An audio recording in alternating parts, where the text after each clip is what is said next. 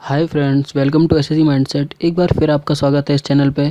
तो बात करते हैं जो चेंजेस होने वाले हैं या हो सकते हैं यूपीएससी और एसएससी में।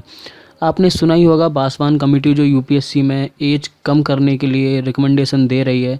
अब उसका क्या डिसीजन आता है वो तो पता नहीं, पर चांसेस कम हैं उसके चेंजेस होने के। पर एक न्यूज़ और आ रही है कि एसएससी में से टायर 2 में से इंग्लिश के पेपर को हटाने की बात हो रही है कि इंग्लिश का एग्ज़ाम उसमें से हट के जीएस का एग्ज़ाम जुड़ सकता है।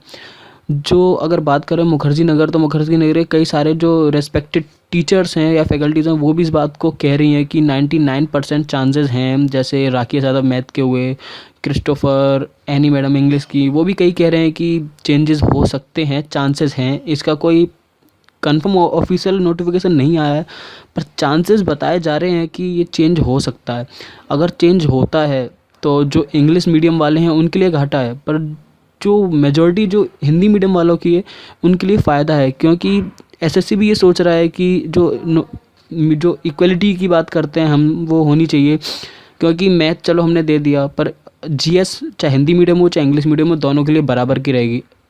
पर अगर इंग्लिश के एग्ज़ाम की बात करें तो उसमें जो प्रायोरिटी है, जो मतलब जो एडवांटेज है, वो इंग्लिश मीडियम को मिल जाता है। हिंदी मीडियम वाले बच्चे कहीं ना कहीं पीछे रह जाते हैं।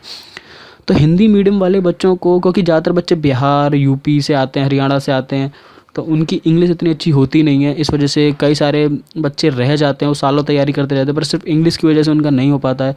तो हो सकता है ये सोच के शायद वो सीपीयू में नहीं, एसएससी सीपीयू में तो चेंज नहीं होगा, क्योंकि उसका तो नोटिफिकेशन भी लेट हो चुका है। मेन रीज़न यही है, इसलिए बताया जाए कि उसका नोटिफिकेशन लेट हो गया है। तो हो सकता है कि चांसेस सीपीयू में ना हो, पर एसएससी सीजीएल इस बार का शायद पैटर्न चेंज कर दे और टायर 2 में से इंग्लिश की जगह जीएस का पेपर डाल दे। तो ये न्यूज़ आ रही है। प्लस बासवान कमेटी की और कुछ और एसएससी की और यूपीएससी की दोनों मीटिंग चल रही है। अगर यूपीएससी की एज कम होती है, अगर 26 साल हो गई, वैसे होगी नहीं क्योंकि स्टूडेंट्स होने नहीं देंगे जो एस्पिरेंट हैं, जिन क्योंकि 50% एस्पिरेंट ऐसे हैं जिनकी एज 26 साल से ऊपर है। अगर कम हो जाती है तो आप समझ लीजिए, पहले तो यहाँ पर बच्चे शांत नहीं रहेंगे। तो और अगर हो जाती है तो एसएससी में से पक्का इंग्लिश हट जाएगी, फिर कंफर्म हो जाएगा। अगर बासवान कमेटी एज को कम करा देती है तो एसएससी में से इंग्लिश गया, टायर 2 में नहीं रहेगा, ये बात कंफर्म हो जाएगी।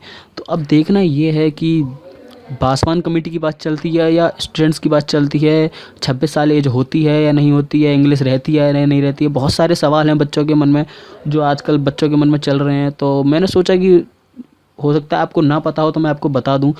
तो अभी अगर आप टायर 2 की तैयारी कर रहे हैं तो मेरी माने तो आप टायर 1 पे भी ध्यान दीजिए। क्योंकि अगर आप टायर इंग्लिश की तैयारी आप करते रहे और बाई चांस अगर वो हट गया तो नुकसान आपको होगा, जीएस आ गया तो करिए, पर इतना फोकस मत दीजिए इंग्लिश में। सिर्फ अभी प्री पे तैयारी करिए, प्री की तैयारी करिए। मेंस की तैयारी के लिए आपको टाइम मिल जाएगा। प्री में भी इंग्लिश तो आपको करनी पड़ेगी, तो उसी लेवल की इंग्लिश करते रहिए। बाद में अगर नहीं होता है चेंज तो थोड़ा सा एडवांस कर देना, अपनी तैयारी को बूस्ट कर देना, काम चल जाएगा। पर अभी सिर्फ प्री पे तैयारी करिए। और बात रही अगर बासवान कमेटी और यूपीएससी की, तो उनका समझ में नहीं आ रहा वो क्या कर रहे हैं। क्योंकि 26 साल एज नहीं हो सकती, यूपीएससी की खासकर नहीं हो सकती। जब एसएससी ने 30 साल कर दी तो यूपीएससी 26 साल नहीं कर पाएगा और बच्चे होने नहीं देंगे। क्योंकि जब सीसेट आया था तभी इतने हंगामे हुए थे। तो आपको क्या लग रहा है कि मतलब 26 साल एज करने के बाद वो रह जाएगा? मेरे ख्याल से तो अगर 26 साल एज हुई, जितनी भी जगह हैं तैयारी, इलाहाबाद या दिल्ली मुखर्जी नगर, यहाँ पे कर्फ्यू लग जाएगा गारंटी। तो मेरे हिसाब से मुझे लगता है, और होना भी चाहिए, क्योंकि कम से कम बच्चों को कुछ तो चांस मिले। आजकल 22-23 तक तो जाके ग्रेजुएशन पूरी होती है, फिर वो 2-3 साल में यूपीएससी कैसे निकाल लेगा कम से कम। और अगर वो करना भी चाहते हैं तो मुझे लगता है कि कम से कम उन्हें अभी आगे 3-4 साल बाद का नोटिफिकेशन देना चाहिए कि 4 साल बाद एज कम हो जाएगी। ऐसे ही एसएससी की, तो एसएससी का वैसे मिनी आईएएस कह सकते हैं, पर मेरे ख्याल से उसमें हो जाना चाहिए। क्योंकि इक्वलिटी दोनों को बराबर मिल जाएगी, चाहे फिर इंग्लिश वाला हो चाहे जीएस वाला हो, दोनों को तैयारी बराबर करनी पड़ेगी, तब एडवांटेज नहीं मिलेगा किसी भी स्टूडेंट को। ठीक है, तो ये न्यूज़ थी एक एसएससी और यूपीएससी से। तो आई होप कि आपको मेरी न्यूज़ जो है आपको आपकी हेल्पफुल रहेगी बहुत। तो सब्सक्राइब करना ना भूलें, प्लीज़ सब्सक्राइब करें, ठीक है।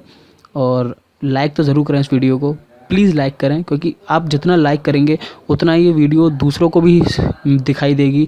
और आप शेयर भी करिए, दूसरों तक ये न्यूज़ पहुँचाइए। और लाइक करेंगे तो दूसरे भी लोग इस वीडियो को देखेंगे, तो उनके लिए भी हेल्पफुल होगा ये जानना कि क्या चल रहा है यूपीएससी और एसएससी में। ठीक है, तो थैंक्स फॉर वॉचिंग, और लाइक तो ज़रूर करें इस वीडियो को।